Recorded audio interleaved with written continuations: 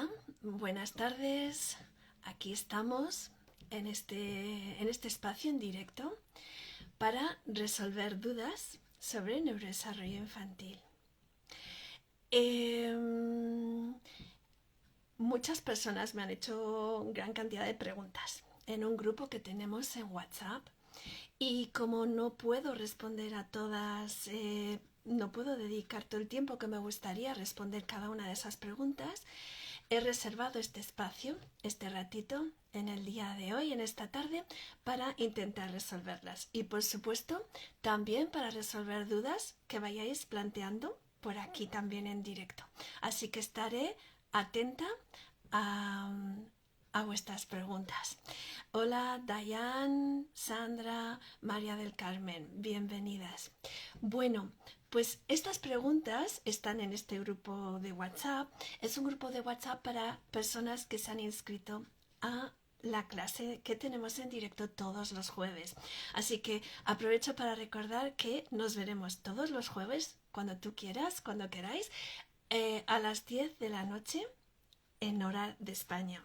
Así que si no vives aquí en España, tendrás que preguntarle al señor Google, que todo lo sabe, qué hora es en tu país y así podrás unirte a la hora convenida. Para inscribirte en la clase solo tienes que pasarte por mi perfil y ahí encontrarás todos los enlaces que te puedan interesar. A la clase en directo, a una masterclass grabada, para agendar una sesión conmigo, para ver formación, para ver la comunidad, que es una comunidad muy bonita de familias de niños con autismo. Una comunidad en la que compartimos, una comunidad gratuita, en la que compartimos información, consejos, clases grabadas, también resolvemos dudas y compartimos experiencias. Así que si aún no conoces, eres familiar de un niño con autismo y aún no conoces la comunidad, pues dímelo, porque creo que te puede merecer la pena es formar parte de la misma. Y bueno, todas las clases de los jueves, que también me lo preguntáis mucho, así que aprovecho para responder a esta duda también, quedan grabadas. Bueno, están grabadas, no directamente, no cada clase, pero cada modelo de clase, que tenemos 4 clases, cada semana hacemos una clase diferente y al mes siguiente volvemos a empezar con esas 4 clases. Esas 4 clases y otras más están dentro de la comunidad grabadas para que las familias de niños con autismo las podáis disfrutar, las podáis ver y espero que aporten mucha información. Para quienes sois profesionales y también queréis ver alguna de mis clases, pues hay una masterclass grabada también. Pásate por el enlace de mi perfil y ahí verás el enlace a la masterclass grabada también. Y bueno, pues nada, que sois muchos los padres, los profesionales, cada uno con diferentes intereses y necesidades, ¿verdad? Bueno, pues disponemos de formación y asesoramiento para quienes seáis padres y formación para quienes seáis profesionales.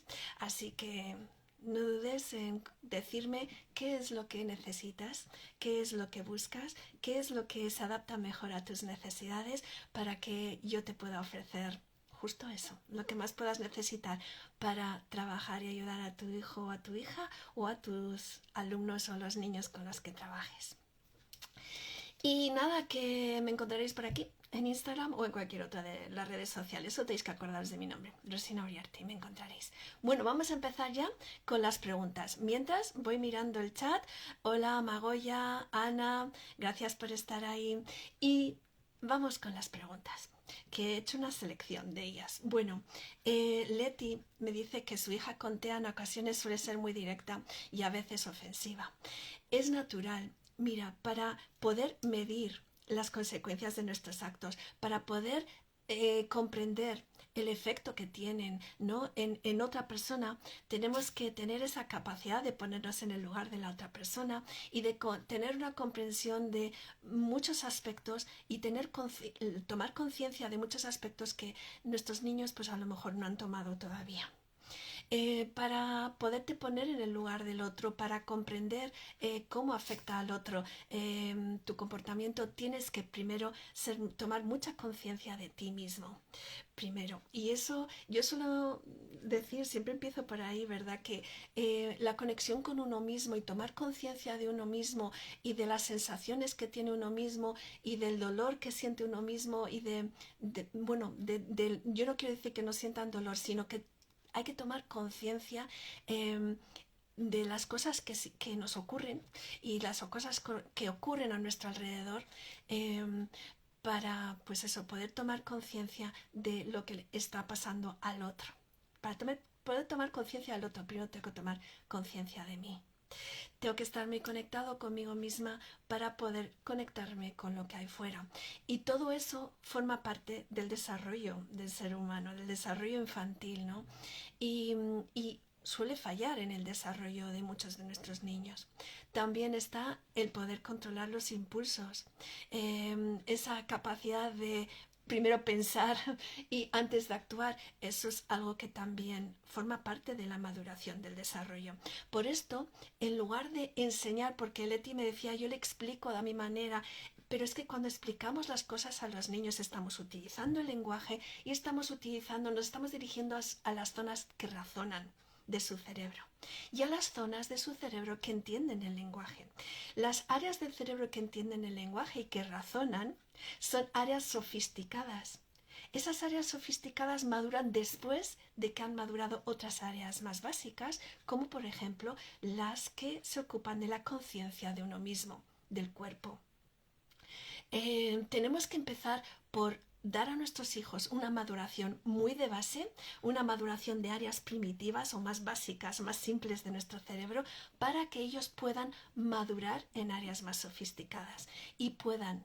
No quiero decir que tu niña no te entienda cuando tú le hablas, pero seguramente esas partes sofisticadas de su cerebro, la corteza, esa parte que piensa, que razona, que mide las consecuencias de sus actos y que entiende el lenguaje que tú le estás dando, probablemente no esté siendo protagonista esas áreas todavía. No en ciertos momentos de frustración, de enfado, en esos momentos o de abrumación. En esos momentos esas áreas no van a estar bien activas, encendidas del todo y siendo protagonistas, sino que lo harán otras áreas más primitivas, que son más impulsivas y que actúan sin pensar.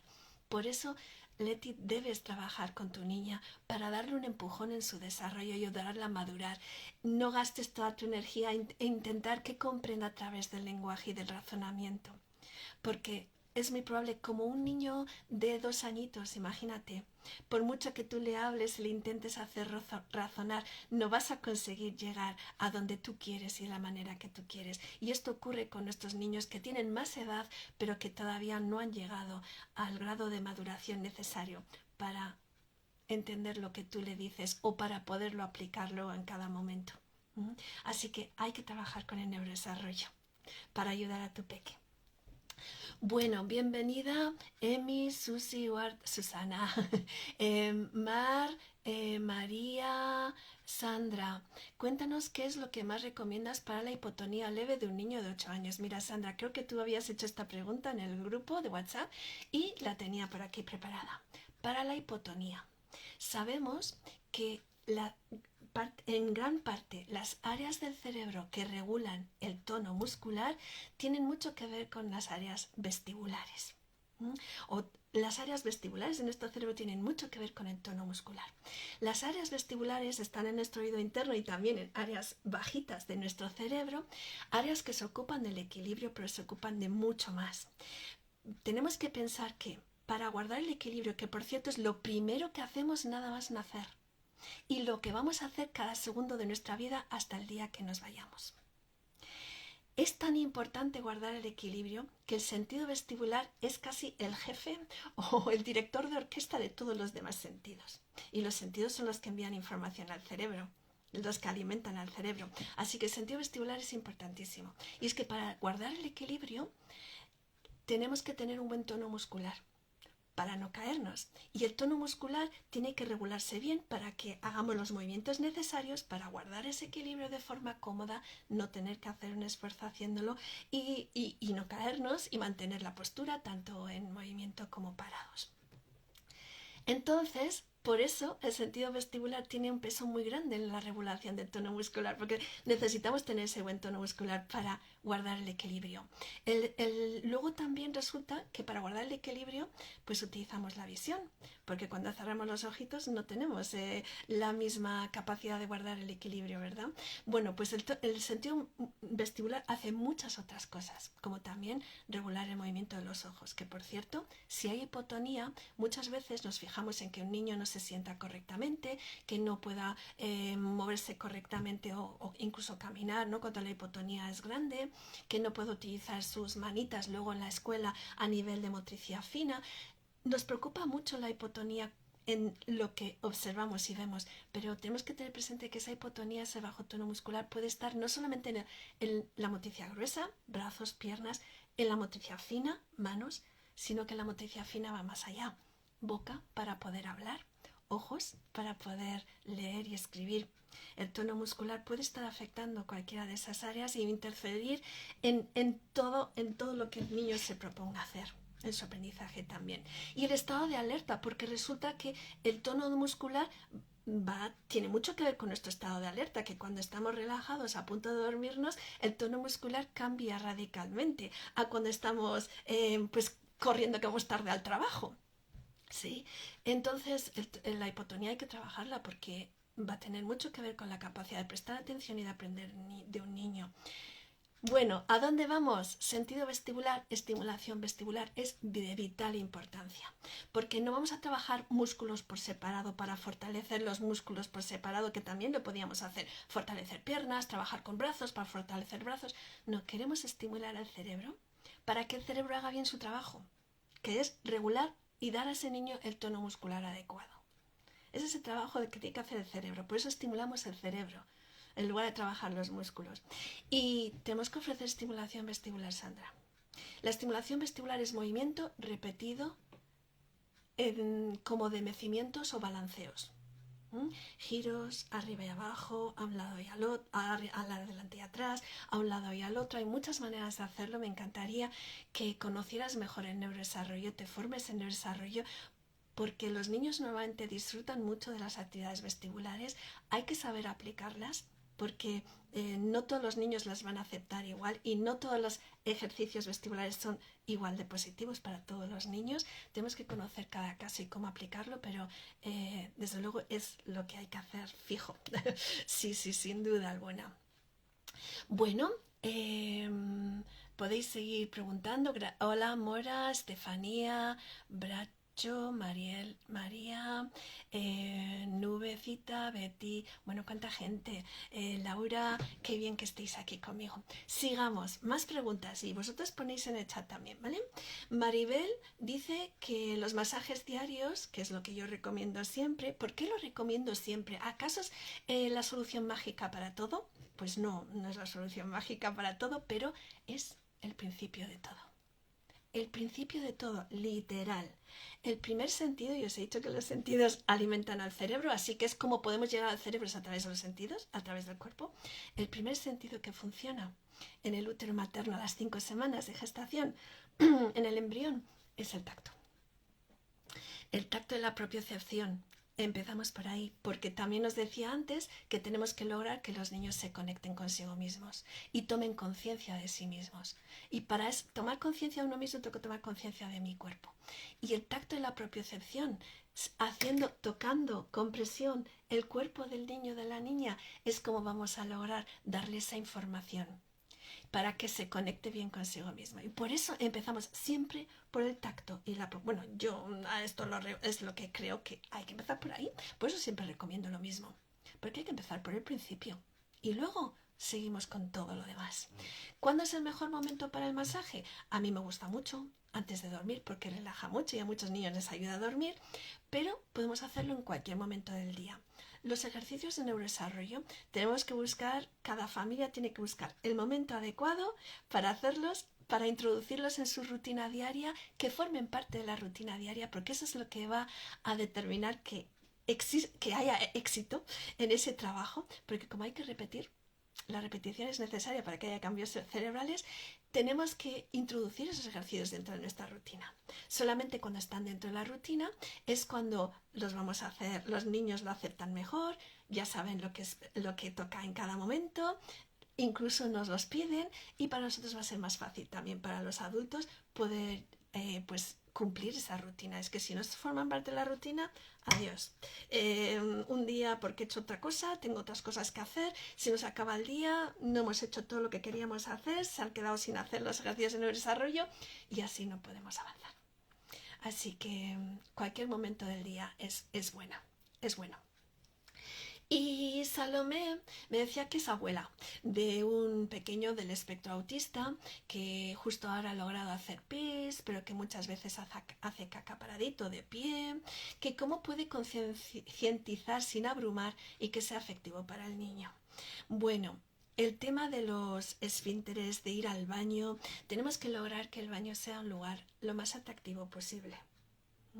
Y en el baño pues estar lo más tranquilos posible. No podemos estar con ansiedad ni en el baño ni en ningún momento. Cuando los niños perciben, y lo perciben, si existe ansiedad, preocupación por parte de los adultos con respecto a cualquier cosa relacionada con ellos, y en este tema de los esfínteres pues ocurre mucho, pues lo que vamos a lograr es el efecto contrario al que buscamos. Entonces tenemos que tomarnos las cosas con mucha calma y mucha paciencia. Hacer del baño un lugar atractivo. ¿Cómo podemos hacer del baño un lugar atractivo? Un lugar cálido, donde exista un juguete especial, solo en el baño, un juguete que le gusta al niño, o algo, o una actividad que al niño le gusta. A lo mejor podemos leer un cuento que a él le gusta mucho, y ese cuento se lee en el ratito que el peque está sentadito en el baño. Y tenemos que llevar al peque en ese momento también la rutina. La rutina funciona para los niños porque funciona para su cerebro. Ellos funcionan con rutinas mucho mejor, nosotros también, y el intestino también. Así que llevarles siempre en la misma hora, aunque no haga. Más o menos tenemos que calcular, ir apuntando en una agenda cuándo suele hacer el niño, más o menos, porque intentamos establecer esa rutina. Que a lo mejor no lo logramos muchos días, no pasa nada, hay que tener paciencia y seguir con ello. Y ya que hemos hablado del tacto y la propiocepción, del tacto con presión, vamos a masajear muy especialmente la zona lumbar para que esa zona madure bien y envíe las señales, la información necesaria al cerebro, para que el cerebro sepa cuándo ese peque necesita ir al baño. Es que el niño necesita sentir la necesidad de ir al baño. Lo primero que suelen hacer, bueno, primero se hacen en el pañal, ¿verdad? O en la ropita.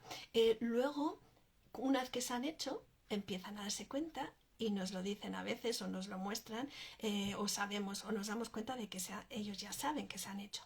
Ya el siguiente paso, si el niño tiene la madurez para ello, es cuando ya nos va a decir antes de hacer, pero antes de hacer, para eso tiene que haber logrado una maduración.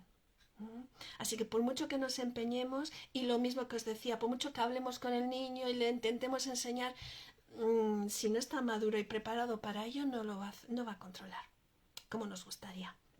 Tenemos que tener paciencia, intentar establecer rutinas en el baño un lugar que sea atractivo para el niño, tener mucha paciencia y ayudarle a madurar esa zona, la zona que va a enviar las señales adecuadas al cerebro, para que el cerebro sepa que tiene que ir al baño.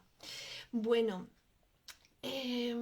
Sara dice que tiene un peque de 6 años, el niño es hiperactivo, no puede estar quieto, habla mucho y las personas lo retan mucho y a veces se siente que nadie le quiere por esto.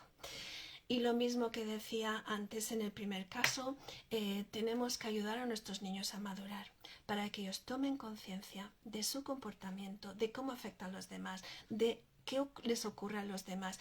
Tenemos que ayudarles ahí, primero. Después tenemos que ayudarles a que maduren para que controlen sus impulsos y también para que controlen su movimiento y no haya esa hiperactividad. Porque el control del movimiento, de los impulsos, de las emociones, también viene de esas áreas sofisticadas que decíamos, las áreas superiores de nuestro cerebro, esas que maduran solamente si han madurado las áreas que hay debajo. Por eso en el neurodesarrollo trabajamos abajo, con una estimulación muy de base, porque solo estimulando lo que hay debajo se activará lo que hay arriba también. El cerebro no funciona al revés, activando áreas superiores con lo cognitivo, hablando con los niños, apelando a su razón. No vamos a llegar a estimular las áreas inferiores del cerebro, que es donde están los fallos en el desarrollo. Pero estimulando las áreas inferiores es como vamos a estimularlo todo a la vez. Y ayudando a madurar áreas inferiores con un trabajo tan básico como el masaje, el movimiento y la estimulación sensorial, así es como vamos a lograr que maduren áreas inferiores del cerebro y luego maduren las que están encima. Funciona así. A ver, ¿qué me decís por aquí? ¿Cuánto tiempo diario hay que dedicarle al neurodesarrollo? Depende de cada caso. El neurodesarrollo supone jugar con los niños y pasar un rato de calidad con ellos. Podemos pasar todo el tiempo posible, Sandra, en lo ideal, todo el tiempo posible. Todo el tiempo posible. Pero eso no significa haciendo un movimiento como te he recomendado, de movimiento todo el tiempo posible, horas, no es eso. Pero es que hay muchas cosas que se pueden hacer y cuanto más, mejor. Pero no quiere decir que tengamos que trabajar horas y horas. Cada familia es diferente, cada niño es diferente. Tenemos que llevar a cabo los ejercicios que ese niño, esa niña nos permita con el tiempo del que disponemos. Esa es la realidad. No tenemos que tener miedo a la sobreestimulación, porque la sobreestimulación la vamos a ver enseguida. Enseguida. Los padres tenemos miedo, yo también era la primera, de sobreestimular a nuestros hijos haciendo demasiadas cosas. Y me preguntáis muchas veces, ¿cómo sé si estoy sobreestimulando a mi hijo? Es que lo vas a saber, porque el primero que te lo va a decir es él o ella. Entonces, si un niño está más nervioso o nerviosa, si no come bien, si no duerme bien, si está más activo, pero ya una cosa que os preocupa, ese niño no está bien, ese niño puede estar sobreestimulado. Pero un niño que está feliz, que las cosas que les propones hacer, que normalmente a los niños les gustan las actividades de neurodesarrollo. A lo mejor no todas, tenemos que buscar las que mejor se adapten a ellos y más les guste y les motive, porque eso juega a su favor, van a querer hacerlo, y a nuestro favor, que también pues lo vamos a tener más fácil para llevar a cabo esos ejercicios. Y de verdad que es el mejor rato de calidad que podemos pasar con nuestros hijos, porque se trata de disfrutar con ellos, de pasar tiempo con ellos, haciendo actividades que sabemos que están apoyando su desarrollo y ayudándoles a madurar. Entonces, ¿cuánto tiempo? Pues hay ejercicios que se hacen 1 minuto. Ya está, 1 minuto. Pero claro, a lo mejor ese ejercicio solo de 1 minuto no es suficiente. Es que depende de cada caso y de las posibilidades de cada familia y de cada niño. Hola, enriquece tu vida. Estía Álvarez, Rocío, bienvenidas. Sigamos con más preguntas. Mientras no me hagáis más preguntas aquí en el chat, yo sigo, ¿vale?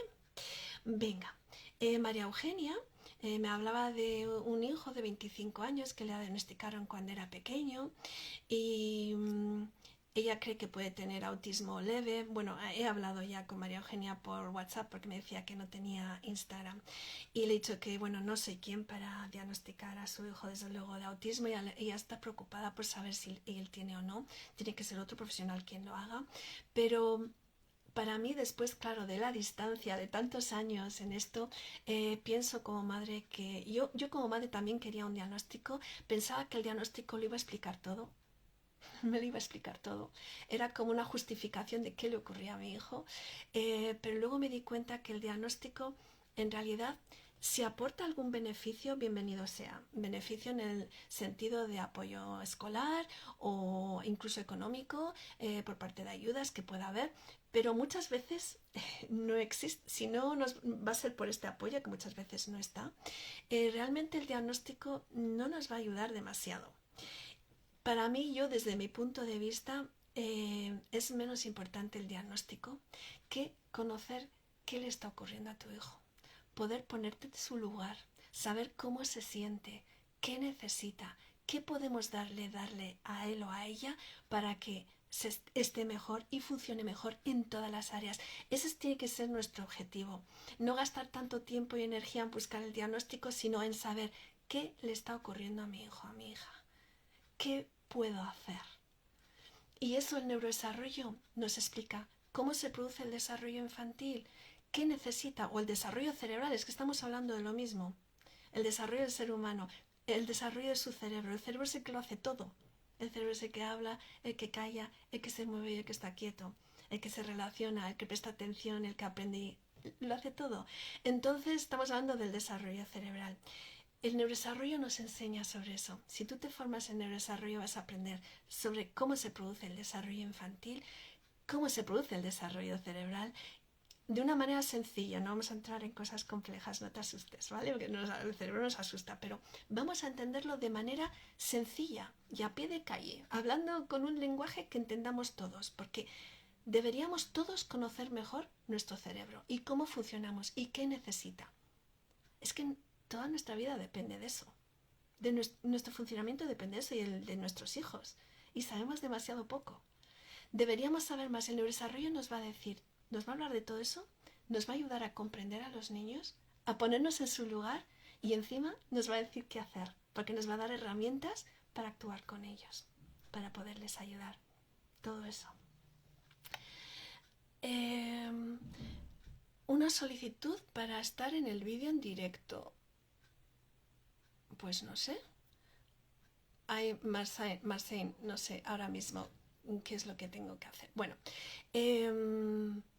vamos a seguir. Mientras no me hagáis más preguntas, Layan tiene un peque de 7 años que va a clase pero no habla fluido, pero cuando va a clase está unas horas y después sale y no quiere estar ahí. ¿Qué puede hacer? Claro, es que para los niños con autismo, muchos de ellos sabéis que tienen los sentidos desequilibrados. Hay un desequilibrio a nivel sensorial. Hemos dicho que los sentidos son los que envían la información al cerebro, los que alimentan el cerebro, los que le ayudan a crecer, a desarrollarse y a organizarse. Imaginaos que los sentidos no están enviando, están desequilibrados y están enviando información desequilibrada, no cómoda, no precisa, no correcta al cerebro. Un niño que no recibe su cerebro la información correcta, precisa y cómoda de los sentidos no va a poder dar respuestas en la forma de comportamiento y aprendizaje, respuestas que sean cómodas, precisas y correctas. Entonces, un niño que tiene un desequilibrio a nivel sensorial, imaginaos, muchos tienen hipersensibilidad auditiva, pero hasta el punto de que les haga daño, pueden sentir dolor ante estímulos auditivos o ante el roce de otros niños, los olores de otros niños. Puede haber tantos estímulos en un aula, en una escuela, en el comedor es terrible la cantidad de estímulos que hay, en el patio. Todo eso puede ser un caos sensorial que haga que el niño no quiera ir al colegio por nada del mundo. Es lógico, no es un lugar cómodo y seguro para él. Eso no quiere decir que no tenga que ir al colegio, ¿verdad? Pero tenemos que intentar ponernos en el lugar del niño, saber qué siente para entender por qué no quiere ir a la escuela.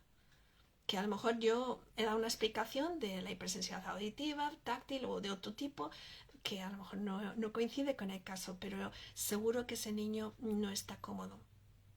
O bueno, le están presionando, o no sé, tiene algo a nivel emocional que de verdad le hace sentirse incómodo e infeliz en el colegio.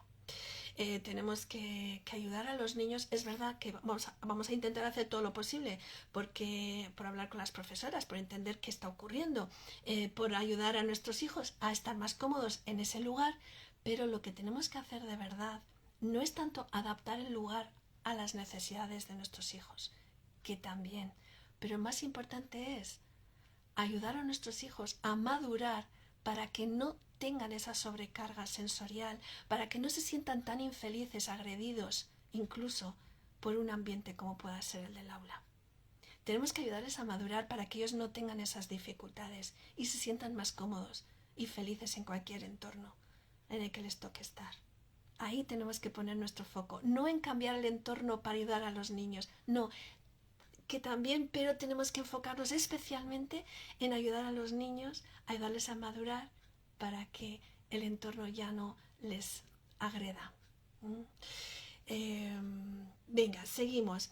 Angie me pregunta, ¿tienes mamá de mellizos? Sí, recomiendo la escuela CAMP para los niños con autismo. Estos creo que son unas escuelas especiales que hay en México, que yo no conozco y no puedo responder a esa pregunta. Espero que alguien más lo pueda hacer. Sandra, dices que trabajas con niños en una escuela primaria. Tienes una niña muy inquieta, distraída, dispersa, grita, se tira al piso, hay mucho enojo, no se sienta, se sale del salón, tira las cosas, llora. Sandra, habría que ponerse en los zapatos de esa niña, en la piel de esa niña y saber qué está sintiendo para reaccionar de esa manera. Hay un desequilibrio sensorial casi seguro, porque tal como entra la información, sale. La información entra al cerebro, el cerebro la procesa y emite una respuesta en la forma de nuestro comportamiento y en cómo aprendemos. Ese comportamiento está indicando un sistema desbordado que no puede con la información que está recibiendo. También puede ocurrir que esa niña tenga en su organismo gran cantidad de tóxicos. Y esto habría que saberlo también. Porque esa conducta de gritar, tirarse al suelo, por supuesto la dispersión, todo eso puede deberse a una gran cantidad de tóxicos, a un cerebro envenenado, literalmente. Siento utilizar esa palabra que es tan fea, pero es que es así. Muchos niños tienen una inflamación cerebral muy grande y se ve en el comportamiento y en su aprendizaje. Además de todo, el desequilibrio sensorial está todo muy unido. Bueno, hola Candelao, bienvenida. Sandra, ya hemos hablado ya de la hipotonía y preguntabas que si la hipotonía puede ser reversible. Reversible depende de qué consideremos por reversible. Todo es mejorable, todo. Si logramos encontrar el modo de trabajar ese problema puede mejorar muchísimo. ¿Hasta dónde? No lo sabemos. ¿Que puede desaparecer? Podría, y en muchos casos ocurre. Depende del caso, depende del trabajo que se lleve a cabo, durante cuánto tiempo, qué edad tiene el niño. Hay muchos factores que influyen en los resultados de un trabajo de estimulación del neurodesarrollo. Pero que puede haber avances y una disminución del problema, sea hiperactividad o sea cualquier otro, sin lugar a dudas. Sin lugar a dudas. Solo tenemos que hacer el trabajo correcto y más necesario. Sandra, también me preguntabas por los métodos de reorganización auditiva, mi opinión. Pues mira, antes he hablado de los niños que se tapan los oídos, ¿verdad? Porque hay una agresión auditiva ahí, porque el sentido del oído es hipersensible. Pues mira, en muchos casos, y a lo mejor puede ser también que el sentido del oído no esté percibiendo con claridad, además de ser muy sensible, que esté percibiendo los sonidos distorsionados. Todo eso va a afectar al lenguaje, todo eso va a afectar a la atención y al aprendizaje de los niños y también a su comportamiento, porque el oído tiene un gran peso en nuestras emociones y en el control de las emociones. Y bueno, estos métodos auditivos, tú mencionabas Berard, Tomatis, Johansen, Safe and Sound, todos ellos pienso que pueden ser muy positivos. Pueden ser muy positivos. Y para algunos niños han marcado estos tratamientos un antes y un después. Entre ellos mi hijo. Así que esto te lo digo en primera persona, luego he visto muchos casos. A veces los tratamientos no tienen el efecto que desearíamos ver o lo tienen más tarde y no lo identificamos como resultado de ese tratamiento, pero que son positivos sí, sin duda, y sobre todo si podemos verlos sobre el papel. Los tratamientos auditivos, lo que me gusta es que tienen una muestra sobre el papel. No hay trampa ni cartón, porque en el papel vemos, esto es cuando los niños son capaces de responder ante una audiometría, no todos los niños son capaces de hacerlo. Cuando el niño es capaz de responder lo que oye y lo que no, vemos el efecto del tratamiento, porque lo vamos a ver sobre el papel. La audiometría previa al tratamiento, la audiometría después del tratamiento. Y a mí fue de las cosas que más me gustó cuando hice el primer tratamiento con mi hijo mayor, luego lo hice con 2 veces, lo hicimos, y me lo he hecho yo también, sobre todo a mi hijo pequeño, y lo que sí me ha gustado es ver eso, comprobar sobre el papel qué cambios ha habido. Enriquece tu vida con frutas. Dice, a propósito de este tema del oído, iba a preguntar sobre eso.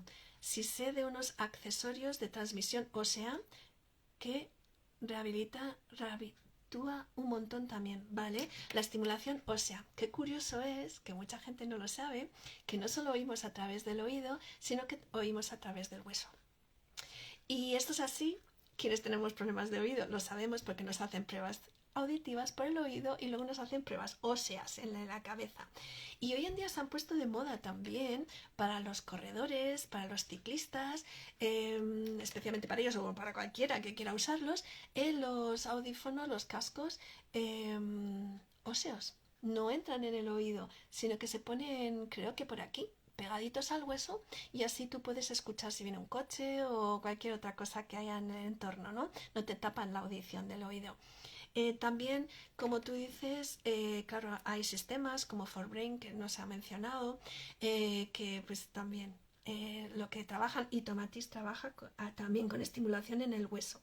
Entonces es una audición que no solamente es un trabajo no solamente del oído, sino de la audición que llega al nervio auditivo, al cerebro, a través del hueso.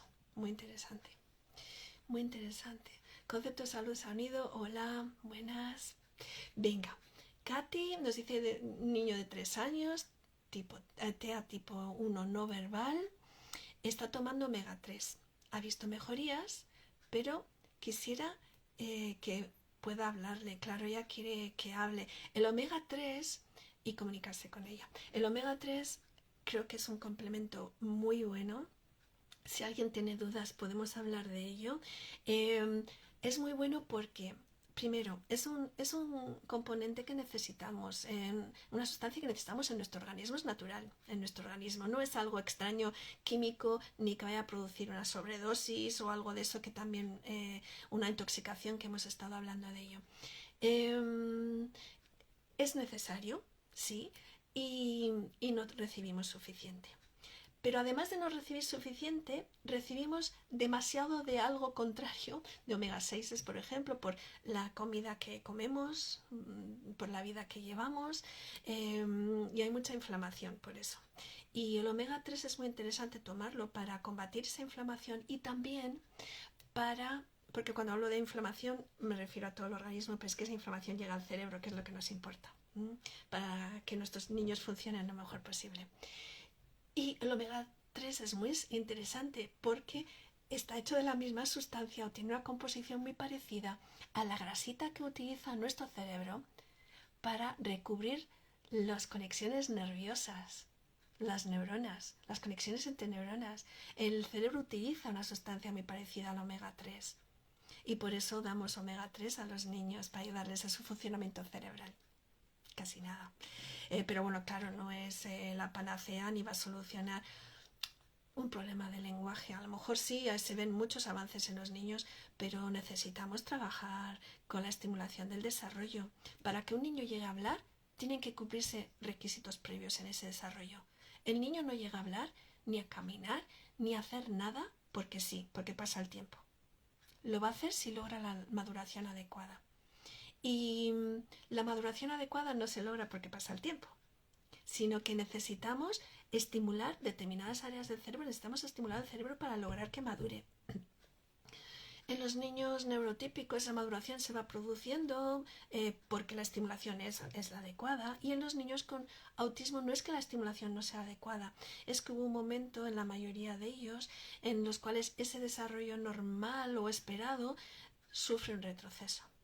Entonces tenemos que retomar el desarrollo de nuevo, y ahí tenemos que ayudar a nuestros hijos y acompañarles, porque no se va a producir ese desarrollo solo. Así que el lenguaje no va a llegar porque sí. Llegará si el niño está preparado para ello. Y preparado es que cuenta con los requisitos previos para tener el lenguaje.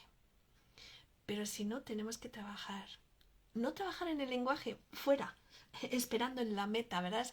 Muchas veces suelo explicar eso con ese símil de la meta. Queremos que nuestros niños hablen, queremos que aprendan a leer, queremos que aprendan a escribir, queremos que controlen sus impulsos, y estamos ahí trabajando la atención, trabajando la lectura, la escritura, trabajando el lenguaje, trabajando en la meta donde queremos que lleguen.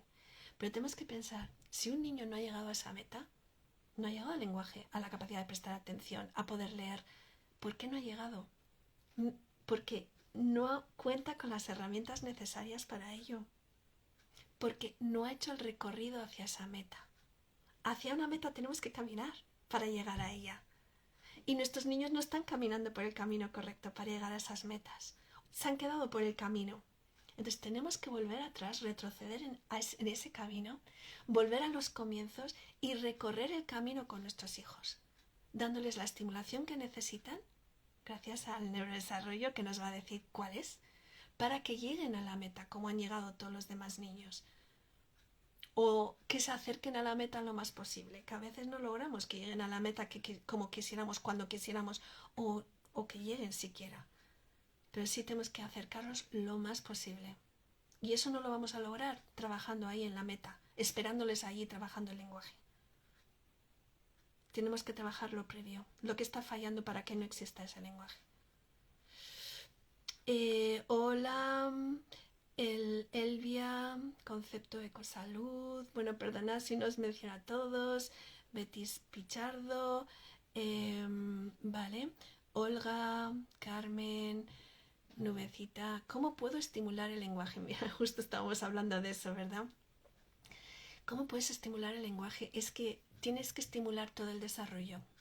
Hay muchas cosas, el lenguaje depende de muchas cosas. Hemos hablado del oído. El lenguaje depende del oído, porque lo que no entra nunca saldrá. Lo que no entra no va a salir. Y depende de cómo entre, saldrá. Así que el oído tiene que estar en condiciones, tenemos que saber eso. La boca, hemos hablado de la conexión del cuerpo. Hemos hablado de la motricidad fina, del tono muscular. El tono muscular y la motricidad fina y la conexión con una parte del cuerpo en especial, que es la boca, tiene que ser muy buena para que un niño consiga hablar, pueda producir el lenguaje. Y la conexión con la boca es terrible en muchos casos. En muchos casos. Había una pregunta de una mamá que me pregunta qué puede hacer para ayudar a que su niño saque la lengua. Muchos niños no saben hacer los gestos correctos con su boca. Por cierto, muchos están tomando purés y comida triturada. Necesitan masticar. Necesitan entrenar los músculos de esa boca. Y trabajamos la boca, porque hemos hablado de el masaje con presión, hemos hablado de masajear todo el cuerpo para informar al cerebro del cuerpo, de hasta dónde llega el cuerpo, para que el cerebro se conecte con cada parte del cuerpo, cree ese mapa, ese esquema, ese dibujo del cuerpo, tiene que estar muy bien conectado con el cuerpo. Si no, como el cerebro lo hace todo, pero lo hace todo con el cuerpo, no va a poder hacer las cosas bien. Y toda la información que le llega al cerebro le llega por el cuerpo, pues tenemos que tener, el cuerpo es nuestra antena para enviar toda la información al cuerpo, al cerebro, perdón. Esta antena tiene que estar bien sintonizada, porque si no, no va a enviar bien la información. Así que tenemos que sintonizar bien la antena. Y eso lo vamos a hacer especialmente con masaje, con presión, obligando al cerebro a sentir el cuerpo para conectarse. También hay mucho más con el movimiento, con ejercicios de fuerza, hay muchos ejercicios que podemos hacer. Para trabajar en el lenguaje especialmente, en Nubecita, trabajamos la boca por fuera y por dentro, estimulando para hacer que el niño se conecte con su boca y tome conciencia de la misma. Y también, porque hay una unión entre las manos y la boca, también trabajamos especialmente las manos, boca y manos. Pero estaría muy bien que te formes en neurodesarrollo, porque vas a ver un montón de ejercicios y cosas que tú puedes hacer para ayudar a tu hijo, a tu hija con el lenguaje, el desarrollo del lenguaje. La estimulación vestibular de la que hemos hablado antes también al principio, también tiene mucho que ver. Hola Lechu y Rosa, bienvenidas.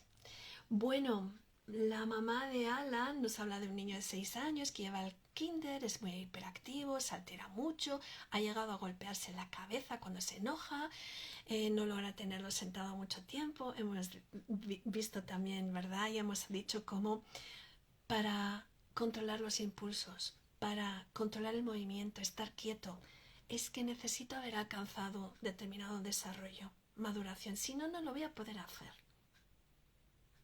No lo voy a poder hacer. Entonces tenemos que ayudar a ese niño a madurar para que a través de un movimiento regulador controle el movimiento y pueda estar quieto. El máximo control del movimiento es estar quieto. Cuando yo pueda estar quieto, a partir de ahí podré prestar atención. Antes no correctamente. Y este niño pues es muy hiperactivo por eso, porque bueno, pues tiene motivos para los que sean. Habría que saber cuáles son los motivos por los cuales ese niño no puede estar quieto. ¿Qué está pidiendo el cerebro con ese movimiento constante? Probablemente haya poca percepción de sí mismo y conciencia de sí mismo, y porque cuando un niño no está bien conectado consigo mismo y no se percibe bien, está por todas partes menos aquí. ¿Aquí? Es que para estar aquí necesito percibirme y estar muy bien conectado conmigo misma. A partir de estar aquí y de sentirme, porque mis papás me han ayudado a sentirme. Bueno, esto en un desarrollo esperado ocurre pues, pero también por las experiencias vividas. Desde el útero, el nacimiento idealmente por vía vaginal, que es una información del cuerpo brutal, brazos de los padres y luego todas las experiencias que tiene el bebé con el movimiento en el espacio, con su cuerpo, que en muchos casos del autismo, como decíamos, hay un retroceso y una vuelta atrás y hay que retomar todo eso. No sé por dónde íbamos, pero sí, para el control de la hiperactividad hay que saber si los sentidos no hacen bien su trabajo. A lo mejor el sentido vestibular, el del movimiento, no está haciendo bien su trabajo. Si no está enviando información al cerebro correctamente o la suficiente información, el cerebro va a tener hambre de estimulación vestibular. El cerebro se alimenta de la estimulación sensorial. Y si la estimulación del movimiento no le está llegando, lo va a buscar. Y va a hacer que el niño se mueva y se mueva y se mueva y suba y baje y ruede y gire y corra, porque necesita de ese movimiento. Y es como quien tiene hambre y está picando todo el día y nunca te sacias. Pues igual. Puede haber otros motivos también. Así que habría que ver. Pero desde luego la solución está en ayudar a ese niño a madurar. Porque cuando madure controlará el movimiento y no será tan hiperactivo. Podrá estar sentado. Podrá empezar a aprender, podrá controlar sus emociones, porque también se enoja mucho. Claro, es que está todo unido. No podemos separar las emociones de las experiencias sensoriales y del movimiento. El desarrollo emocional depende del desarrollo físico primero. Primero se produce el desarrollo físico a través del movimiento y de la conexión con el cuerpo y del movimiento. Después llega el desarrollo emocional. Después el social y por último el cognitivo. Se produce en ese orden y no lo podemos cambiar. Hola, Padrón Nereida y Amanda. Hola, Amanda. Qué bueno tenerte ahí. Bueno, y a todos los demás. Y bueno, Nieves me preguntaba que qué profesional realiza un perfil sensorial para saber qué afecta más y poder ayudar a los niños mejor. Claro, porque sabemos que nuestros niños tienen desequilibrios sensoriales, como hemos dicho. El profesional que lo hace es un terapeuta ocupacional, sí, pero no cualquier terapeuta ocupacional, porque no todos los terapeutas ocupacionales están especializados en integración sensorial. Entonces tiene que ser un terapeuta ocupacional especializado en integración sensorial. Y luego, por otro lado, el neurodesarrollo, que nos habla del desarrollo del ser humano, del desarrollo infantil, del desarrollo de nuestro cerebro. El neurodesarrollo nos va a explicar todo lo que necesitemos saber sobre los sentidos y las necesidades sensoriales de cada uno de nuestros niños, porque cuando empezamos a conocer cómo funcionan los sentidos, empezamos a entender lo que observamos en los niños. Cuando observes a tu niño, a tu niña, a los niños con los que trabajas, cuando les observes, piensa que estás observando su cerebro en acción y estás observando su cerebro haciendo lo que puede con lo que tiene, con lo que ha aprendido. El cerebro haciendo lo que puede con la maduración que ha alcanzado, con la información que está recibiendo en los sentidos. El cerebro hace lo que puede. Y cuando conozcas el neurodesarrollo, vas a aprender muchísimas cosas observando a los niños. Te vas a poder poner en sus zapatos, en su piel. Vas a poder sentir lo que ellos sienten y vas a entender muchas cosas sobre su comportamiento. Y para eso, pues, no nos hace falta tener, aunque sí lo podemos tener, es genial, ese perfil sensorial, pero conociendo el neurodesarrollo vas a tener toda la formación que necesites para ayudar a los niños. Buenas tardes, mi nieto tiene 5 años. Betis, hola Betis Pichardo. Mi nieto tiene 5 años, no habla, solo dice papi, usa pampers y ahora cuando hace caca se quita el pamper. Bueno, es que tu niño está en una fase previa a los 5 añitos. Como te decía, las cosas no van a llegar porque pase el tiempo. Van a llegar cuando el niño alcance la maduración adecuada. Y entonces, pues ojalá que adquiera el lenguaje y ojalá que controle los esfínteres. Que hemos dicho también que hay que darles conciencia de cuerpo, conciencia de sí mismos, con el masaje de compresión, insistir en la zona lumbar. Y para el lenguaje, en la boquita y en las manos. Aunque el resto del cuerpo también es importantísimo. Luego, pues realizar otro tipo de ejercicios también, como ejercicios vestibulares y demás. Yo siento no poder daros algo muy concreto. Hemos dicho también de qué podemos hacer para acostumbrar a los niños a ir al baño y demás.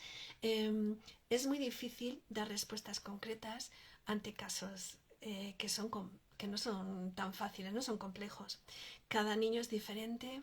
Tenemos que ponernos en sus zapatos, en su piel, y para eso tenemos que conocer el caso. Yo no conozco el caso de cada niño y por eso es muy difícil dar respuesta de qué hacer con cada uno de ellos. Pero vosotros, mamás, papás, abuelas, que conocéis a los peques con los que convivís, con los que trabajáis, a los profesionales también, me refiero también, aquí me dirijo también, conocéis a los niños, conociendo el neurodesarrollo, los conoceréis mucho más, comprenderéis mucho más y sabréis lo que tenéis que hacer. Así que yo os animo a que conozcáis el neurodesarrollo y no tengáis que depender de una respuesta que yo pueda dar. En el WhatsApp me era imposible y por aquí pues también estoy limitada porque no conozco el caso y no puedo explicaros todas las cosas que se pueden hacer, que son muchísimas, son muchas. No os agobiéis porque os diga que son muchas. Son muchas, quiere decir, tenemos un amplio abanico de posibilidades y tenemos que actuar. Es importantísimo que lo hagamos y demos con las posibilidades que sean las más acertadas en cada caso. Por eso hay que conocer cada caso y bueno, pues pensar en qué es lo prioritario, en qué nos permite hacer el niño y empezar por ahí. Pero sin duda, abuelita de este peque de 5 años, Betis Pichardo, el neurodesarrollo te va a enseñar a hacerlo. Y para quien no quiera esa responsabilidad de aprender a hacerlo sola, lógicamente, para eso estoy yo aquí, ¿vale?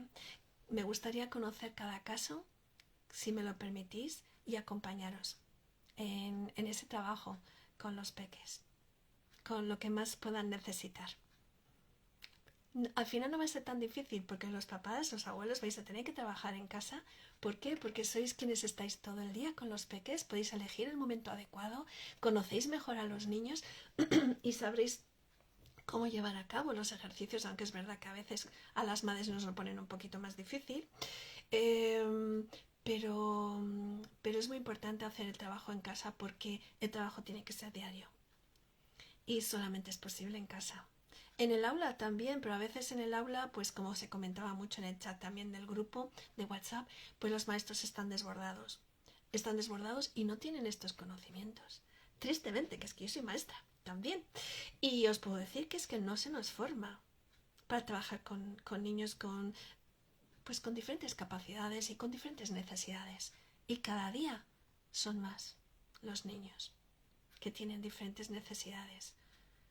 Pero la formación no está cambiando para aportar a los maestros lo que necesitan para poder actuar con los niños en el aula. Y más cuando tienen como una maestra con la que hablé el otro día que tenía 39 niños. No recuerdo de qué país era, pero eran, creo que Bolivia, 39 niños y entre esos 39 había 2 con autismo. Y eso es inviable. Es así. Bueno, Simática, hola, qué bien que estéis aquí, Luz, Vero, hola, María José, Patrocha, Valeria, Josune, Ortun, hombre, cuánta gente conocida por aquí, qué bien, bienvenidos. Bueno, seguimos.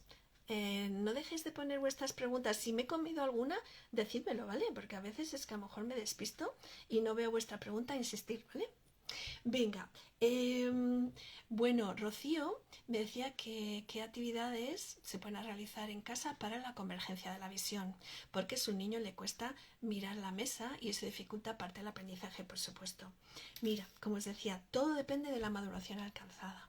Y la maduración primera es la del cuerpo.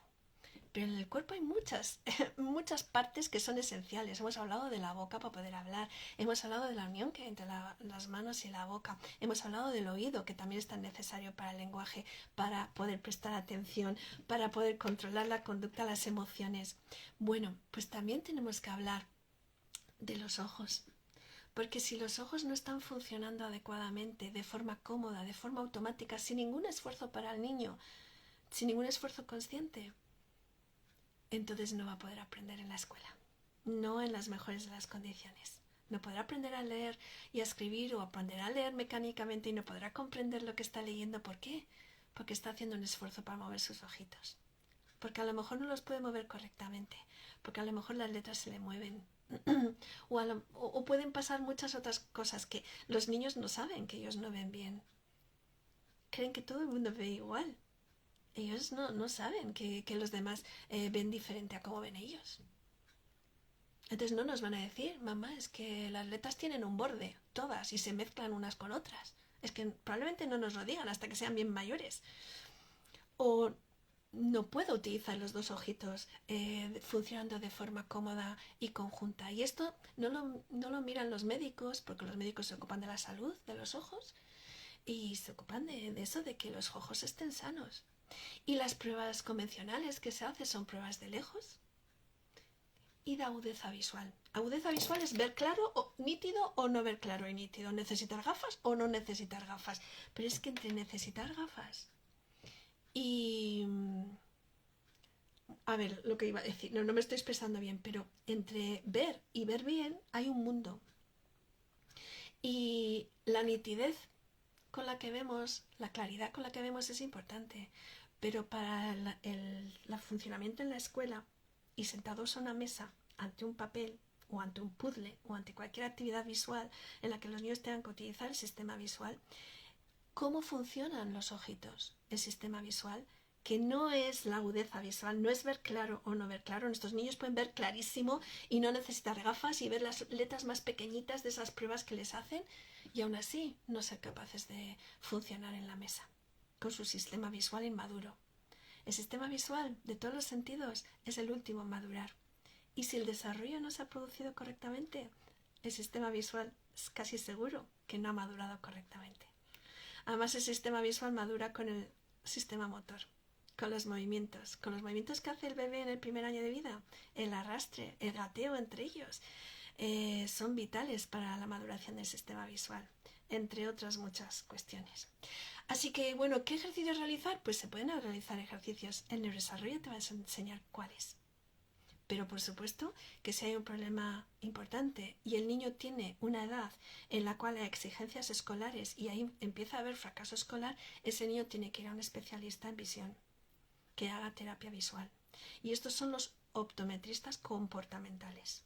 Ellos son los que trabajan con la visión de nuestros hijos. La visión para el aprendizaje escolar. Hola Luz, Belis, Moral, Olga, hola.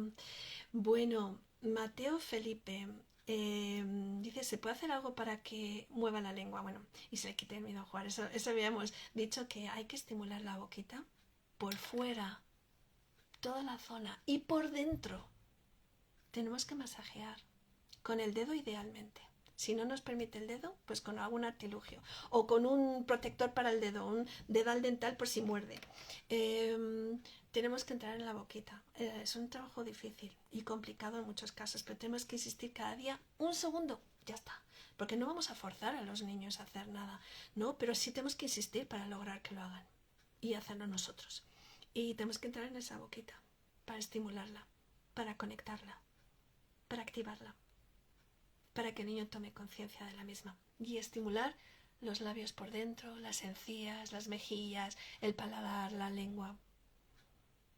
Y hay que lograrlo. Y las manos, que también decíamos. Porque si un niño, como os decía, es que no puede mover la lengua, no pidas que pueda hablar. No está preparada su boca para hacerlo. Ni áreas cerebrales relacionadas con la boca ni el lenguaje. Bueno, y Mariushi decía, a mi hijo le habían detectado déficit de atención hace años, ahora me dicen que también puede tener Asperger, tiene 16 años, tiene ansiedad.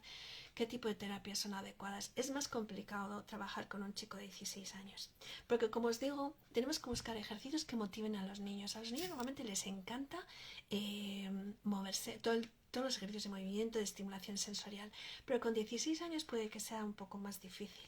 Tenemos que buscar los ejercicios que acepte y empezar por ahí. Y quizás pues llevar a cabo alguna terapia concreta de neurodesarrollo para que son como más fáciles de trabajar con un chico de 16 años. Patrocha, tengo 3 niños, mediano de 8, diagnosticado TDAH desde los 4 años. ¿Qué terapia le viene mejor?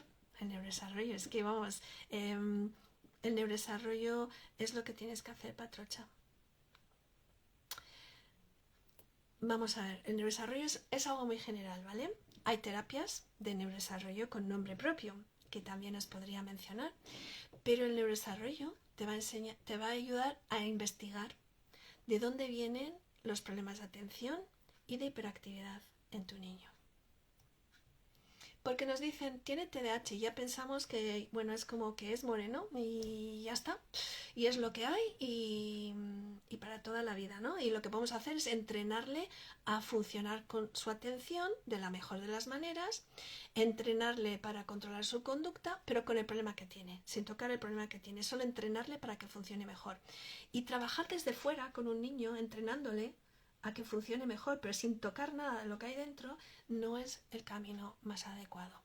Es el camino más costoso, el más largo y el que tiene peores resultados. Tenemos que entrar de alguna manera a ver qué está pasando y qué está provocando el problema de atención y la hiperactividad. Porque si damos con causas, con algo en el desarrollo que no se ha cumplido y que no está bien, si damos con eso y trabajamos ahí, vamos a lograr avances en tu niño. No te quepa la menor duda. Así que si quieres, ponte en contacto conmigo y vemos cómo se puede trabajar con tu peque. ¿Vale? Vale. Y Tefi decía que ella es maestra con autismo, que tiene un niño que solo quiere pegarle y que no hace nada. La psicóloga le dice que tenga paciencia y que hay que tener mano dura con él. ¿Veis? Eso es lo que hacemos. Lo que se hace convencionalmente. Ver al niño desde fuera. No tocar nada de lo que hay dentro. Y desde fuera es, ten paciencia, da mano dura con él. Lo observo, digo, el niño no quiere hacer nada, el niño solo me pega. Tienes que ponerte en el lugar del niño. ¿Qué está pasando a ese niño? Hasta que tú no sientas lo que él siente, que no sepas lo que él está sintiendo y por qué te pega, y por qué se comporta del modo que hace, qué está ocurriendo en su desarrollo, en su cerebro, para que esté comportándose así. Hasta que no entres ahí dentro y veas qué está ocurriendo, no vas a saber cómo ayudarle. Y solo vas a pensar desde fuera, como hacía yo, que pensaba en mi hijo y decía, Dios mío, mi hijo, que le han tocado tantas cosas malas. No, es que no son muchas cosas malas, es un problema de inmadurez en su sistema nervioso que tiene muchas manifestaciones. Y también yo, sintiéndome el ombligo del mundo y viendo todo desde fuera del niño, pues pensaba que mi hijo había nacido para amargarme a mí en la existencia. Eso, para pegarme, para que yo no pueda bañarle, para que yo no pueda llevarla al colegio, para que yo no pueda hacer vida normal de una madre normal. Y no es así. El niño no está ahí para pegarte, para hacerte la vida imposible y porque no quiere hacer nada. Está haciendo lo que puede su cerebro. Su cerebro está reaccionando a lo que está recibiendo y a cómo lo está recibiendo. Y hasta que no te pongas en el lugar del niño y lo entiendas, qué está ocurriendo, no vas a poder ayudarle. Vas a seguir pensando, mirando desde fuera y pensando, me está pegando a mí, no quiere hacer nada de lo que yo le propongo hacer, ¿qué hago? Pues no pienses tanto en ti, piensa más en él y ponte en su lugar. Y aprende de neurodesarrollo, porque entonces vas a aprender a entenderle y vas a aprender a ayudarle. Hasta entonces, no. Teniendo paciencia, claro, tenemos que tener paciencia. Poner mano dura a un niño que no controla el comportamiento, no controla su movimiento, no controla sus emociones, está viviendo en un caos sensorial, tiene la madurez de un niño de 2 años. ¿Qué mano dura quieres poner ahí? Que sí, que a los niños hay que ponerles límites. Por supuesto, los niños sin límites están perdidos. Están perdidos, son niños perdidos. Todos los niños necesitan límites porque es lo que les da seguridad y les enseña a vivir la vida. Pero la mano dura con algunos niños pues no sirve más que para empeorar la situación, según cómo la apliquemos. Y solo sirve para demostrar que no hemos entendido nada de lo que está ocurriendo a ese niño. Eso es lo que demuestra esta psicóloga y la maestra que dice que hay que tener mano dura con él y que no quiere hacer nada y que pega. Pues esa es una visión limitada de una persona que no se ha puesto en el lugar del niño y no sabe lo que está ocurriendo. Necesita aprender sobre neurodesarrollo. Bueno, hola Ana, Elvia, Moricar. Bueno, Carolina tiene un niño de 7 años que no quiere ir a la escuela y no quiere hacer las tareas. Pues claro, es que nadie queremos hacer lo que nos cuesta hacer, lo que no podemos hacer e ir a un sitio que es un infierno. Y a un sitio donde no me siento segura y que no quiero ir, pues normal. Como os decía, podemos gastar toda la energía del mundo en intentar cambiar ese sitio, hablar con los profesores, intentar que el sitio sea más agradable para el niño. Eso es importante hacerlo. Es importante hacerlo. Pero hasta que no te pongas en el lugar de tu niño y entiendas por qué no quiere hacer las tareas, ningún niño quiere hacer tareas que le cuestan un esfuerzo tremendo. Antes decíamos, el hijo de Rocío no puede mover los ojitos sentado a la mesa. A lo mejor tu hijo tampoco. Y estás pidiéndole que haga tareas que no puede hacer. O puede hacer un ratito haciendo un esfuerzo grande, pero luego ya no puede mantener el esfuerzo. Y pensamos, oh, sí que puedo hacerlo, ¿ves? Lo ha hecho durante 1 minuto. Así que si puede hacerlo y no lo hace 2 minutos porque no quiere. No, no es porque no quiera. Es porque ha hecho un esfuerzo hasta que ha podido. Y luego ya no puede más. Y hasta que no sepamos si es así o no, y no nos pongamos en el lugar del niño, tampoco podemos poder ayudarle. Ni sabremos por qué no quiere ir a la escuela, cómo se siente en la escuela, qué está ocurriendo en la escuela, por qué no quiere hacer las tareas. Esa es la pregunta, no cómo puedo ayudarle a hacer las tareas. La primera pregunta es por qué no quiere hacer las tareas, cómo se siente al hacer las tareas, cómo está, en qué condiciones, qué herramientas cuenta, con qué herramientas cuenta para hacer esas tareas. Porque a partir de ahí podrás saber qué hacer. Antes no.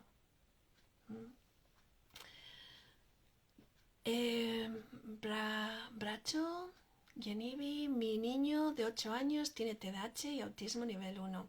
Le cuesta dormir, me dice que no puede dormir y en la mañana está cansado. No quiere levantarse, ¿cómo puedo ayudarle? Bueno, mi primer consejo es el de siempre. Dale un buen masaje para dormir. Dale un buen masaje, relájale. El masaje en los pies especialmente relaja y ayuda a dormir, de verdad. Eso sí que es casi mano de santo. Lo he oído decir a muchas madres, lo he visto en los adultos. El masaje de pies es maravilloso. Pero no te quedes solo ahí. Dale masaje en todo el cuerpo.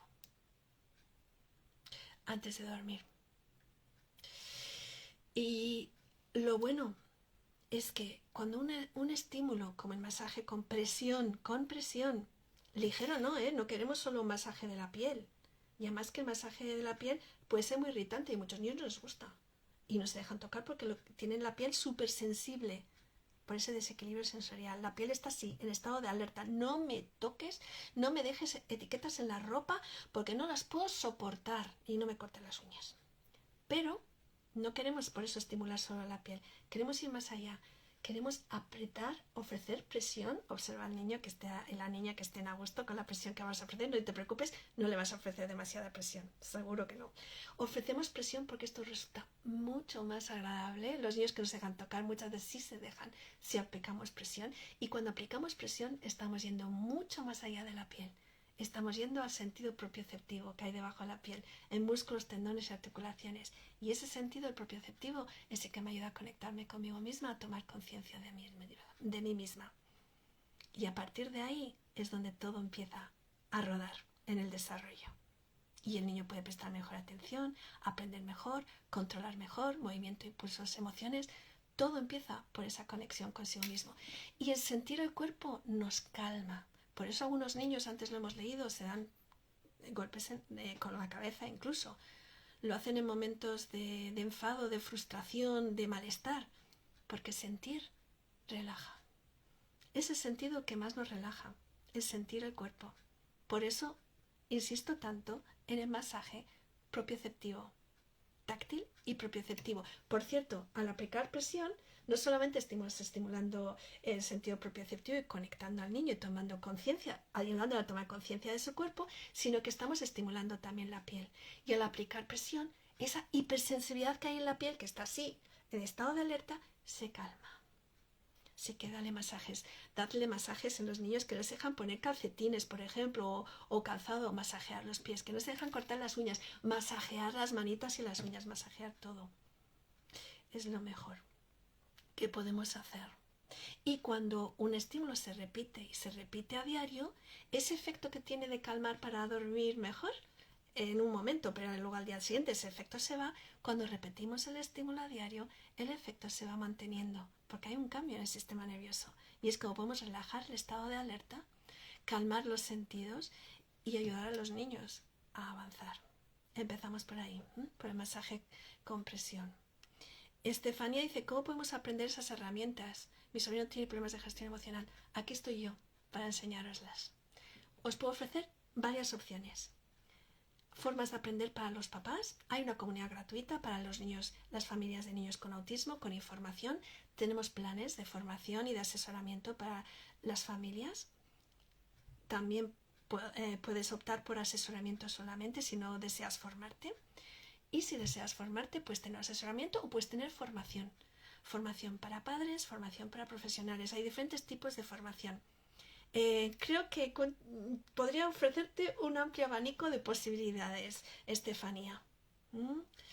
Pero sí, aprender desde luego de neurodesarrollo te va a ayudar con el problema emocional de tu sobrino y claro, si tiene un problema emocional muy probablemente tenga otros problemas asociados también, otras dificultades. Vale, muchas gracias a vosotras. Y bueno, Arbenzi es una abuela, tiene una nieta de 2 años y medio que no habla y no quiere comer sola, tiene problemas en el jardín, no avisa todavía con el pañal. Bueno, esto hemos hablado ya un poquito, ¿verdad? Los niños necesitan tener la madurez necesaria, tanto para avisar del pañal, como para hablar, como para comer de todo, ¿sí? Y bueno, me queda un 20% de batería. Bueno, así que no nos queda mucho tiempo porque justo en el puerto, la entrada donde tengo que cargar el móvil, tengo mi micrófono. Así que, vaya, no pensé que nos iba a durar tampoco. Bueno, a lo mejor es que llevamos aquí al rato aquí. Vamos a ir terminando.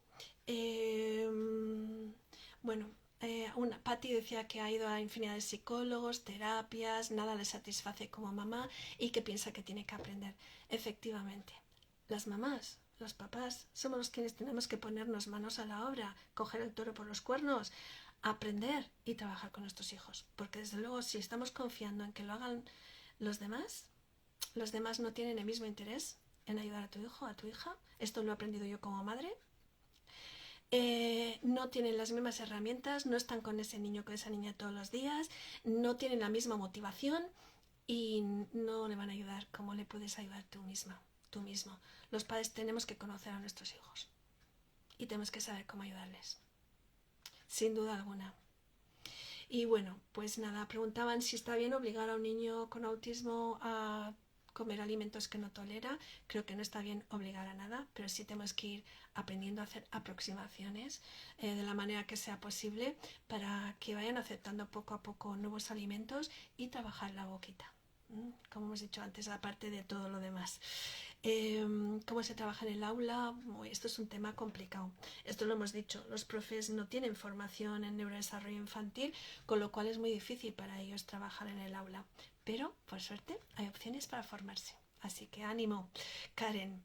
Y Guadalupe le había dado a su niña omega 3, pero se había comido todas las gomitas del bote y estaba un poco asustada porque la niña estaba agresiva. Claro, el omega 3 lo ideal es tomarlo en aceite, no en gomitas, en caramelos o gominolas, porque las gominolas pueden tener azúcares u otras sustancias que, claro, si un niño se come un bote de gominolas, pues, aunque sean de omega 3, pues la verdad es que no creo que le pueda sentar bien, más que nada por eso.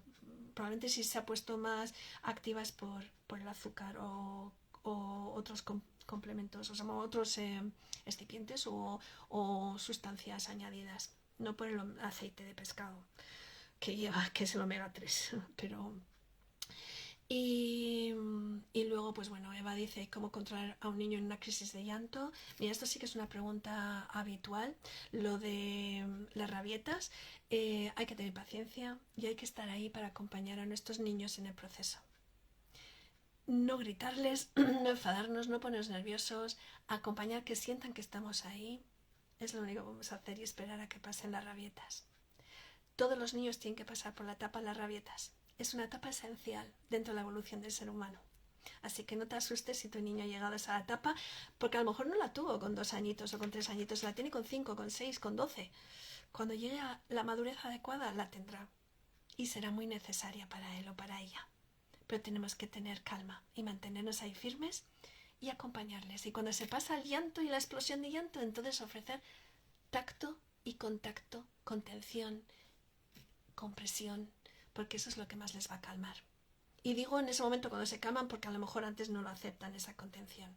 Y mucho cuidado con no ofrecer un elemento externo que los calme. Por ejemplo, un teléfono móvil. Antes se hacía con galletas o con comida en general, ¿no? No debemos ofrecer a los niños cuando están en plena rabieta algo para comer o un teléfono móvil para calmarles, porque estaremos enseñándoles que algo de fuera los calma. Y ellos necesitan pasar esa etapa, es necesaria para que aprendan a autogestionar sus emociones. Por eso todos los seres humanos tienen que pasar por la etapa de las rabietas. Y tienen que aprender a autogestionar. Si le das un teléfono móvil para que se calme, siempre necesitará de un elemento externo, de una cosa de fuera que le calme. Y eso es muy peligroso. Porque hoy es el día, es el teléfono móvil. Mañana puede ser drogas, alcohol, no sabemos. Pero desde luego no es algo bueno. El niño tiene que pasar por esa etapa y aprender a controlar sus emociones por sí mismo. Y tenemos que estar ahí para acompañarle desde la calma. Y bueno, pues creo que se me va a acabar la batería muy prontito. A ver, bueno, todavía que nos queda 18%. Yo ya he terminado con todas las preguntas que tenía aquí apuntadas. Ha habido bastantes más, pero las he resumido en estas. Me encanta el tema, Estefanía, es que el tema es fascinante, sin lugar a dudas. Vamos, quien se forme en neurodesarrollo no se va a arrepentir, porque creo que es la formación, la información más fascinante, más interesante y más necesaria que podamos recibir. Como seres humanos que somos, nos ayudará a entender a nuestros hijos. Esto me pasó a mí, que yo pues di con el mundo en el desarrollo por pura casualidad, por suerte que tuve. Me alucinó porque me abrió los ojos así y ya nunca más los cerré o nunca más pude ver las cosas como de forma tan limitada como antes. Empecé a observar, a comprender a mi hijo, que eso fue alucinante, porque una vez que comprendes dejas de juzgar, dejas de desesperarte, porque no entiendes, dejas de tener tanto miedo, porque piensas que nunca va a cambiar y ese niño no va a poder hacer nada en la vida y dejas de tener miedo, tanto miedo y tanta frustración y tanta desesperación y tantas dudas y Entonces, el desarrollo me ayudó a conocer a mi hijo, me ayudó a conocer a mis alumnos y a los niños con los que trabajaba y me ayudó a conocerme a mí misma. Eso fue ya la guinda del pastel, ¿no? Me alucinó. Creo que todos necesitaríamos conocer el neurodesarrollo desde el colegio, desde pequeños. Tendríamos que conocer más sobre nosotros mismos sobre nuestra naturaleza, qué necesitamos para funcionar de manera óptima, necesitaríamos conocerlo. Y hay muy poco conocimiento, incluso, ya os digo, por parte de quienes se han formado para trabajar con los niños, y eso es lo más triste. Como yo hablo por parte de las maestras, porque es lo que conozco, ¿vale? Porque soy maestra. Un placer escucharte, Ayusune. Siempre muchos recuerdos de Iraitz y Noah. Te recordamos siempre con mucho cariño. Bueno, qué bonito. Niñas que estuvieron conmigo de chiquitinas y que ahora serán adolescentes o jóvenes adultas, no sé cuánto tiempo ha pasado ya. Y es maravilloso, maravilloso. Gracias, Yosune. Porque son peques que estuvieron en mi centro, ¿verdad? En Casturdiales, que tuve en centro durante muchos años, en centro infantil. Y cuando los niños que estuvieron conmigo, de muy chiquitines, pues me dicen eso, ay, Amas Iraitz, me acuerdo, sí, y de Noah, claro que me acuerdo. Ay, qué bueno. Cuando yo a veces me cuesta un poco caer en quiénes son, pero sí, sí, me acuerdo perfectamente. Me encantaría saber de ellos, Yosune, ya me contarás más. Pero cuando los niños se acuerdan de mí, es que yo alucino, porque si es que tenían 3 años, 4, es que es increíble. Es una pasada. Y muchos me lo dicen. Sí, me los encuentro más por Facebook. Algunos me saludan y ya tengo 20 años, ya he terminado la carrera. Y digo, madre mía. Y se acuerdan.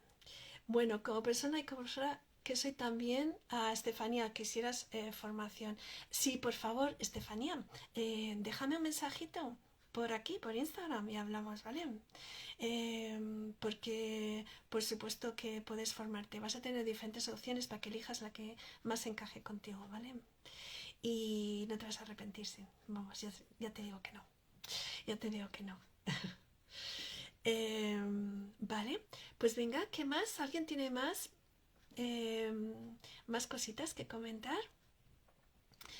Aquí, mientras aguante la batería, aquí seguimos, a ver. Ah, todavía aguanta.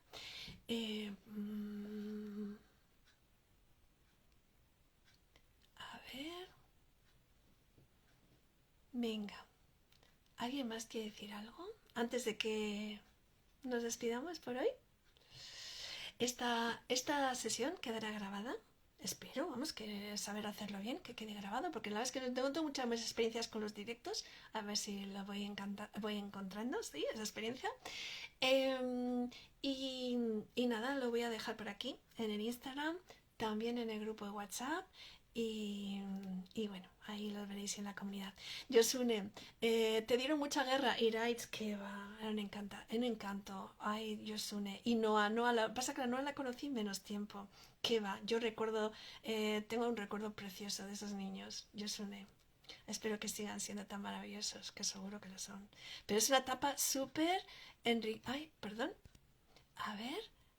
Ay, Yosune, ¿dónde estás? Hay una enriquecedora que nos ayudó mucho. La TMR, la terapia de movimientos rítmicos, fue fundamental para entender muchas cosas. Sí, la terapia de movimientos rítmicos es una terapia de neurodesarrollo y te ayudó, ¿verdad, Yosune? Sí. Bueno, qué bueno. Ay, Raichi y Noah, sí, sí. A ver, y Amanda, no dudéis en formaros con Rosina. Es la mejor. Yo soy profe y me formé con ella, he aprendido muchísimo y los cambios se ven en pocos meses. Amanda, tú siempre ahí, siempre, es verdad, en todo lo que hago ahí estás y luchando por tus niños como una jabata, ¿eh? Y aprendiendo, bueno, lo que sabes tú, Amanda, ojalá una pequeña porción de profesores supieran tanto y se dedicaran tanto a sus niños como lo haces tú, Amanda. Muchas gracias. Muchas gracias. Es que el trabajo se hace mucho más satisfactorio cuando ves avances en los niños y aprendes a trabajar de una manera que que encaja más con ellos, con su momento vital, y dejas de insistir tanto en que estén sentados haciendo fichas, que es que no, es que estamos enfocados y en casa igual. Cuando sentamos a nuestros niños a una mesa para que hagan tareas, estamos enfocándonos, lo siento decirlo, pero estamos recorriendo el camino equivocado y enfocándonos en lo equivocado. Que no es que no haya que hacerlo, que sí que hay que hacerlo, pero no tanto como nos empeñamos y gastamos demasiada energía ahí. demasiado tiempo en sentar a nuestros hijos, a nuestros alumnos a una mesa a hacer un trabajo cognitivo, cuando están fallando todo lo de debajo, todas las herramientas que esos niños necesitan no las han adquirido porque su desarrollo no se lo ha permitido, porque no han alcanzado el desarrollo adecuado, no cuentan con las herramientas necesarias para estar sentados a la mesa haciendo el trabajo que les proponemos. Entonces, ¿qué ocurre? Llegan las frustraciones, los niños no quieren hacerlo, los padres nos volvemos locos, acabamos ahí con un follón, una batalla campal. ¿Todo para qué? Para nada, porque no vamos a lograr avances así. Hombre, Estefanía, muchísimas gracias. Personas como tú dejan huellas. ¡Guau! ¡Qué emoción! Ya quisiera dejar una huella, plantar una semilla en el cerebro, en la mente de cada persona que me escucha. Siento que es una misión que tengo que cumplir, cambiar un paradigma, cambiar la mente, cambiar el concepto que tenemos de los niños, de cómo trabajar con ellos. Tenemos que romper viejos paradigmas y cambiar. Y empezar a ver las cosas de una nueva manera. Porque es que si no, entendiendo el desarrollo y entendiendo el cerebro humano, entendiendo qué necesitan, por qué reaccionan, por qué se comportan como lo hacen, y mientras no logremos cambiar eso, mientras sigamos viendo a los niños desde fuera, el niño no quiere trabajar, el niño es perezoso, el niño es vago, el niño no tiene capacidades, es que el niño tiene este diagnóstico, es que el niño... A ver, no le mires solo desde fuera, ponte en su lugar, entiende qué está pasando. Y tenemos que cambiar nuestro concepto, nuestra mirada hacia los niños y la forma de trabajar con ellos. Mientras no lo hagamos, no les estaremos ayudando de verdad. Así que si puedo dejar esa huella, yo soy feliz. Estefanía. No, Estefanía, no. Sí, Estefanía, gracias. Bueno. Vale, pues si no hay nadie que quiera decir algo más, quiero daros las gracias por haber estado aquí conmigo en esta horita y media casi. Y eso sí, he dejado por lo menos una duda, una lucecita ahí en la mente de quienes habéis escuchado para que os planteéis que hay otra manera de mirar a los niños, hay otra manera de comprenderles, de comprender qué está ocurriéndoles y por qué se comportan y por qué aprenden de la manera que lo hacen. Y si he logrado encender una pequeña lucecita para que os entren unas ganas tremendas, como a Estefanía, de aprender más y más, pues me doy por súper satisfecha. Así que nada, con esto lo vamos a dejar aquí y nos veremos en otro directo, porque habrá más. Gracias por todo y hasta cuando queráis. Oye, contactarme por aquí en mensaje privado, contactarme por cualquiera de las redes sociales. Solo acordaros de mi nombre, Rosina Uriarte, me encontraréis. Y están todos mis datos de contacto públicos, así que gracias por vuestros corazoncitos que veo por ahí. Me alegran mucho. Nada, nos vemos la próxima. Adiós.